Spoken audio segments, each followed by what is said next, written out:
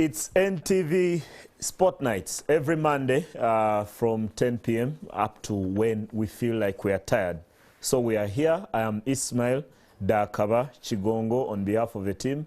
I have Andrew Mwangusha with me. And remember, you can go to Twitter, look for NTV_Sport Nights. Use the hashtag NTV Sport Nights and tell us who you think this is.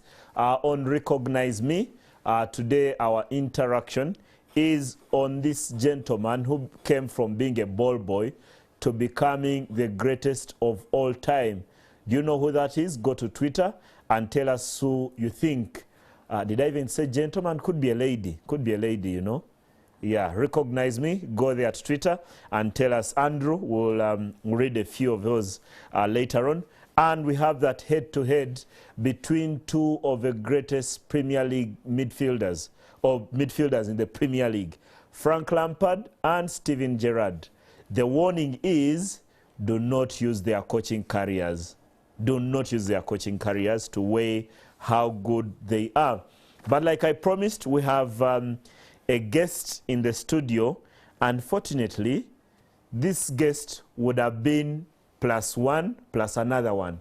There would have been 3, but the other 2 I can declare on national TV have feared. Yes. But today, but today, we have Mr. Frank Baine. I didn't want to mess up your titles, so I'll go with Mr. You call me Commissioner of Prisoners. Yeah, I wanted to say Commissioner of Prisoners. Yeah. Okay, Commissioner, then Commissioner General. Commissioner General. Yeah, when you put the General, then that one is higher. Is high. Yes, Commissioner. Yeah. Or Prison Spokesperson. Yeah. That's why I said Mr. Frank Baine. That works too. Good evening, Mr. Baine, and welcome to the show. Thank you very much, the ardent viewers of NTV. Of course, my brother here, I think he eats, sleeps, and walks sports. Yeah.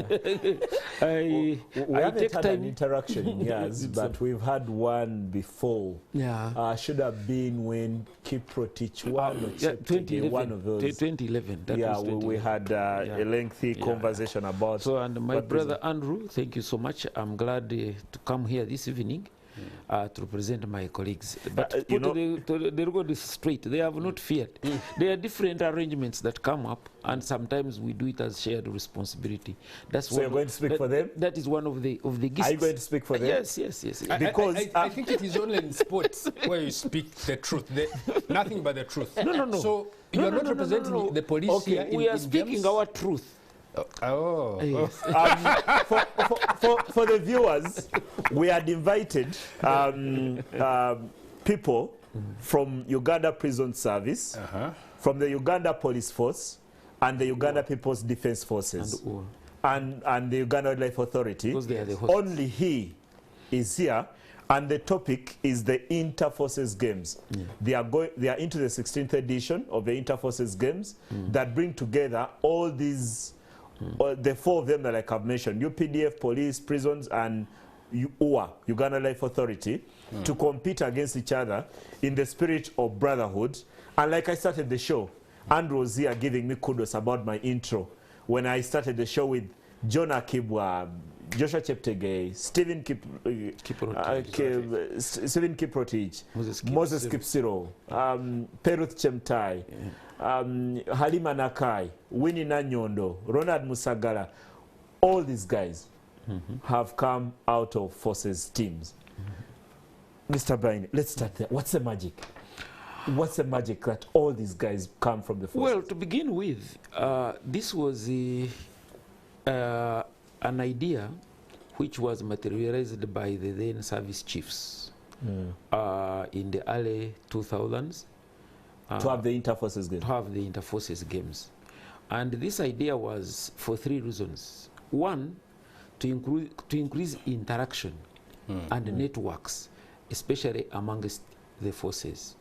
But 2, also to interact at a level where there is some competition and excitement.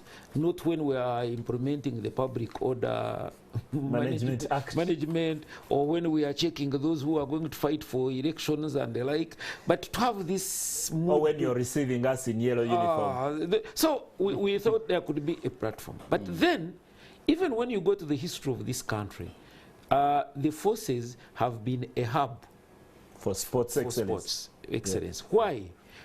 We recruit bigger numbers of people. Like when you hear police recruiting, they recruit in thousands. Army, they recruit in thousands. These days, prisons also recruit in thousands. So chances of picking sports people and at a tender age is very high. Then too, that training they go through generates the discipline that is actually demanded by sports.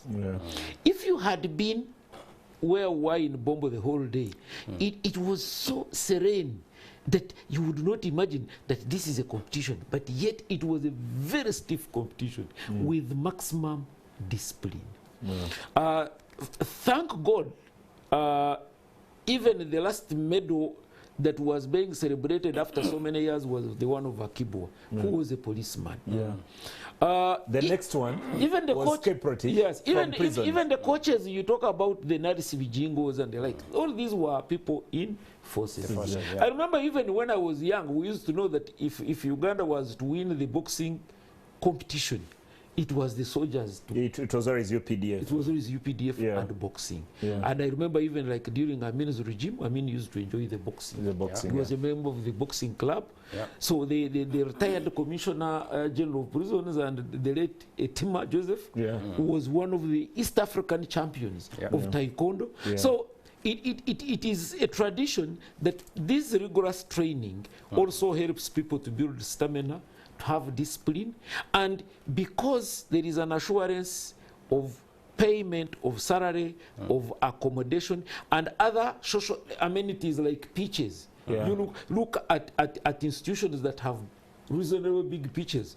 Prisons, you have quite a bit of land. So because of that, it gives that room. And because we work in shifts, it also helps some people to be off. Now, fortunately, 2011, when Kiprotich had 2012. 2012 yes, when it got to the gold, then it was the presidential directive actually was to remind the service chiefs that security institutions should be the home for sports people. And that's when now everybody massively started. And you know, the commissioner here talks about excellence in Uganda, but it's actually global. I've seen, for example, in a country like England, there's a lot of them. I could start with their rugby winger, Johnny May in the forces. Then the former Olympic double gold medalist, Kelly Holmes. I think she's also part of the forces. But Andrew, I want to give you an entry point by telling you this story, and you're going to enjoy it. In 2017, I was part of a team of journalists who were invited to State House, along with the team, the Ugandan team, that was going to the Africa Cup of Nations after earning that jinx of 39 years. So, in the intros to the president, to President Museveni, everyone had to mention their name and where they played their football. So they go on, I'm Dennis Onyango, I do this. I'm Hassan Waswa, I do that. I'm Tony Maweji, I play wherever. All these guys, I'm Mike Azira, I play in the US, and so on and so on.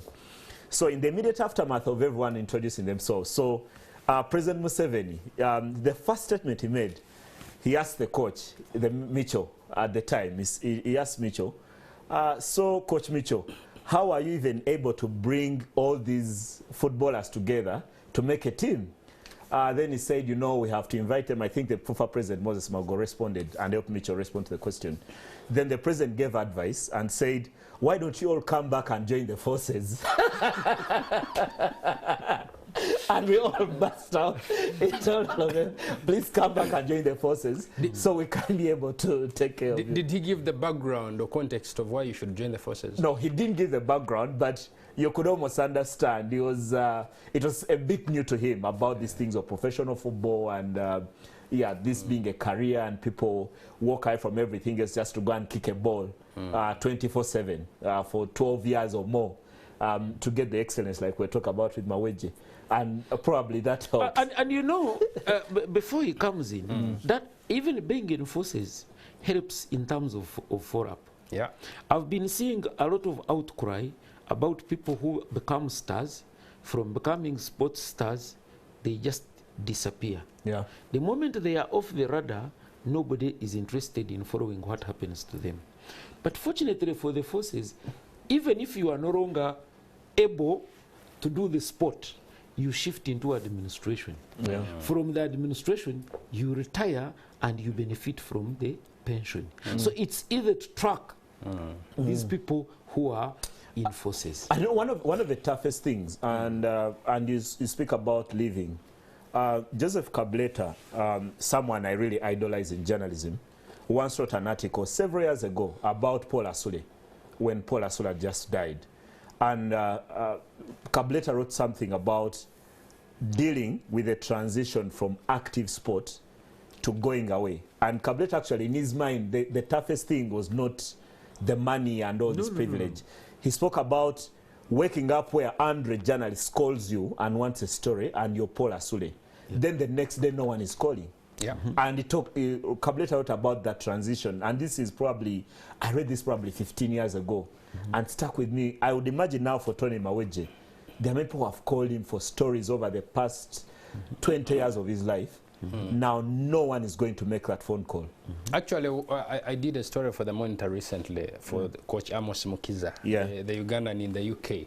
And in his new academy, most of the focus is actually on players or youngsters who trained to become professionals but they didn't make it, or those who made it and they were sent out on loan and never resurfaced, or those who are just done, like they are not playing. So they wake up tomorrow, what do they do? What do they do with their lives? That academy of his actually addresses all that. And that's something that, I mean, all institutions need to prepare for.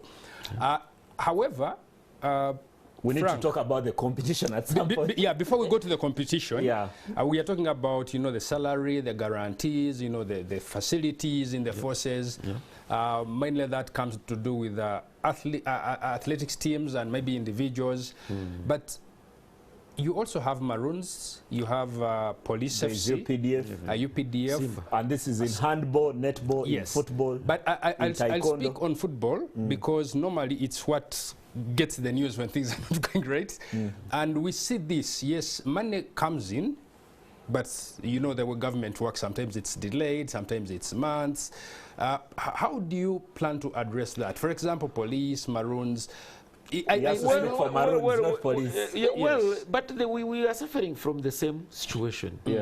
You know what? First and foremost, why you actually have it easy for these other games, the sports people in those other games are content with what they are getting, and after all, when they are to supplement, they get massive personal monies in international competitions.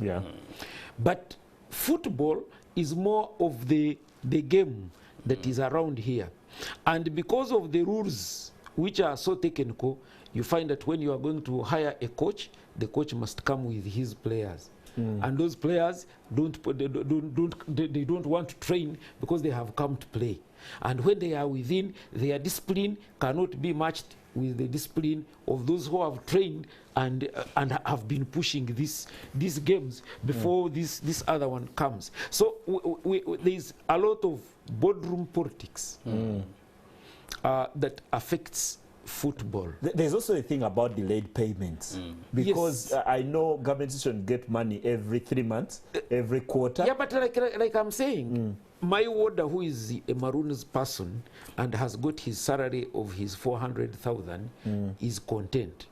But a player of Maroon who is a Maroons professional player by contract and not a warder, and wants his 1 million. First of all, paying him 1 million is a problem because that is not his scale.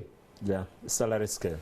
So you have to get it from now this other vote, which comes quarterly, not monthly. Those are the challenges we are facing. But we have been in a dialogue with the FUFA, and we hope over time we have to do that. And that's why, by the way, even when you go to Europe, even when you go to Asia, America, you will find that the forces are not so much into the football. Because the world there's a lot of them in athletics. The world football politics is so technical. And the money there is also... That I don't understand it. And you see that, that is for a fact. You know, there's Commissioner, there's a program on Thursday nights on a radio station called Fufu FM. It's called To Tegero Mpira. I don't know whether you understand it so much.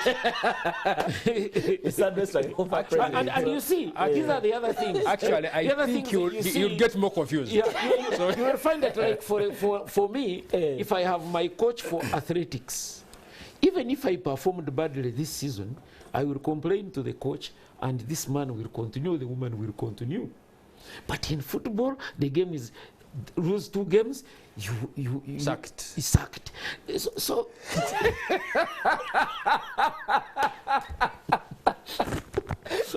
okay. I think let's go to the interpretation games. I think I'm lost for words. If you follow the art of football, I'll tell you, Juventus will be soon looking for a coach because they have one to sack in that job. One has just survived Frank Lampard. I think he came on the weekend. You don't get those things. But let's go to the competition. Yes. The inter-forces games that are happening. Where are they and when? Of course, incidentally, we were the last hosts, 2019. And even our ranking, I can even give you an insight before we go where we are. I can give you an insight of what we got then. In 2019? Prisons in 2019. We got 24 gold, we got 42 silver, and 36 bronze. The ones who were the runners-up were Uganda Police Force. They had 18 gold, 18 silver, and 11 bronze. Then following was UA. They had 8 golds, 4 silvers, and 4 bronze. Actually, police had 37. Total 37. Yes, UPDF had 13. UA had 16. And prisons had 102. And were the host. But now, because of COVID, there are some games which we are dropping, so the medals may not go to these numbers. But like today, day 1 was in Bombo for athletics, because Nambore is still under construction. And the reason we chose Bombo, their pitch is a standard pitch. That the markings and the like are on the international level. Anybody who got the right timings for the international rates has qualified for regional and world games. And that's why this competition becomes very stiff. And of course, it was a correction of champions. All these ones, the names you are talking, they were all there. Even Kiprogat was there to morale boost. Now, day 1, today we are competing for a total of 84 medals.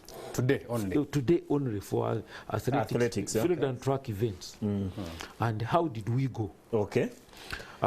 For today, Prisons has got 12 gold, 12 silver, and 11 bronze. Police Force on our heels, they have got 10 gold, 8 silver, and 12 bronze. Then following, the pattern hasn't changed so much, incidentally.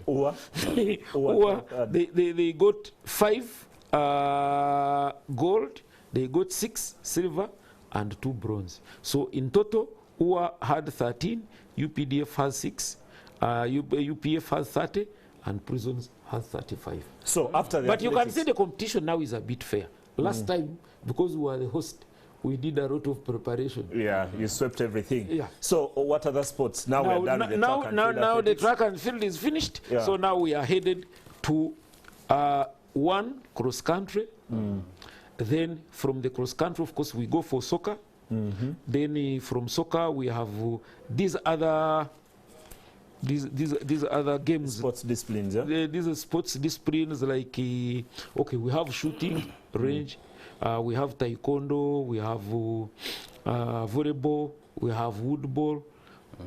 So we hope to correct that there could be another. I've not had handball and netball. Handball and netball. And by the way, these are for both men and women. Okay. They are both. Frank, I'm interested in knowing who has been taking the lead in shooting range. The shooting range has been a battle always between UA and UPDF. Okay. You see, and I was making... UA, they practice by chasing. I mean, they're hunting always. And you see, even our training sometimes in FAS, it is comical, but it's true. For us, when we are training in the training school, they tell us to disable. So you shoot the legs. Now the army, they are telling them you either shoot the forehead or the chest. So you see the targets are very different. So you guys are always missing the target. So we are not missing the target. For us, we are targeting our target.